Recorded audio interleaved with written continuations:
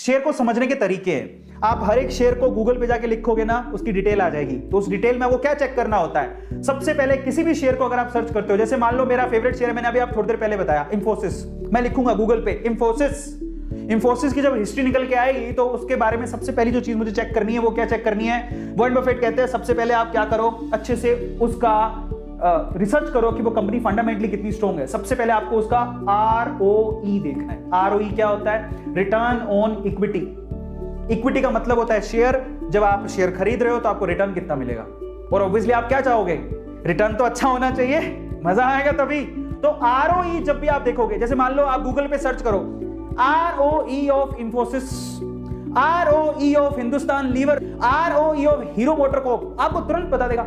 जिसकी ROE high हो वो शेयर अच्छा है, जिसकी रिटर्न ऑन इन्वेस्टमेंट हाई हो, वो डेटा आपको तुरंत पता लग जाएगा, दिमाग भी नहीं लगाना, ना कैलकुलेशन करनी है, सिंपल सी बात। जिसकी शेयर की ROE हाई हो वो शेयर अच्छा है, क्योंकि वो रिटर्न अच्छा देगा। तो ROE मस्ट बी हाई, फर्क नहीं पड़ता उसका फॉर्मूला क्या है, हमें क्या लेना, जब डेटा गूगल ही दे रहा है तो कंपनी की शीट निकालो, कंपनी की वेबसाइट पे चला जाओ, वहां पे भी मिल जाएगा। तो पहली चीज बोलते हैं कि ROE अच्छा होना चाहिए। दूसरी चीज पर आ जाओ, उसके बाद क्या है, date to equity ratio.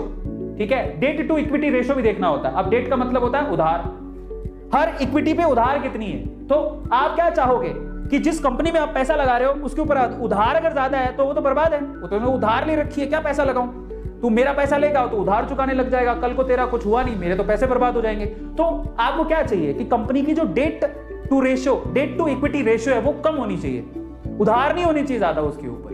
Company में उधार नहीं, कई कंपनियां मिल जाएंगी आपको जो जीरो डेट पर है, कोई कर्जा नहीं है उनके ऊपर। अगर किसी कंपनी में कोई कर्जा ही नहीं है और फंडामेंटली उनके प्रॉफिट अच्छे हैं, वो कंपनी अच्छी है। तो आप जाके जब सर्च करोगे कि जाओ बताओ इंफोसिस का डेट टू इक्विटी रेशियो कितना है, दैट मस्ट बी कम, दैट मस्ट बी लो।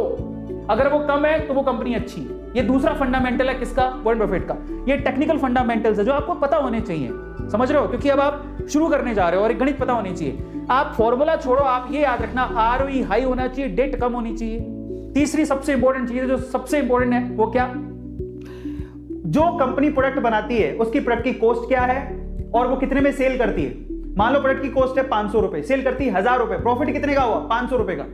तो product sale minus product cost, profit कितना है, ये है सबसे इंपॉर्टेंट कि कंपनी को प्रॉफिट कितना हो रहा है। आपको प्रॉफिट की जब आप एनालिसिस करोगे किसी भी शेयर का, प्रॉफिट दिखाएगा साल दर साल कंपनी में कितना प्रॉफिट हुआ। अगर वो प्रॉफिट बढ़ते जा रहा है इसका मतलब कंपनी अच्छी है, तो वहां पर पैसा लगाओगे तो सिक्योर रहोगे। 5 साल की चेक कर लो, अगर प्रॉफिट हर साल ऐसा ही आ रहा है कि पहले साल इतना था फिर इतना फिर इतना, भाई साहब कंपनी बहुत अच्छी है, कंपनी बहुत अच्छी है, क्योंकि प्रॉफिट इंक्रीज हो रहा है। और एक और बात, कल को कहोगे सर ये गलत डेटा भी हो सकता है, देखो पुराने जमाने में होता होगा, अब नहीं होता।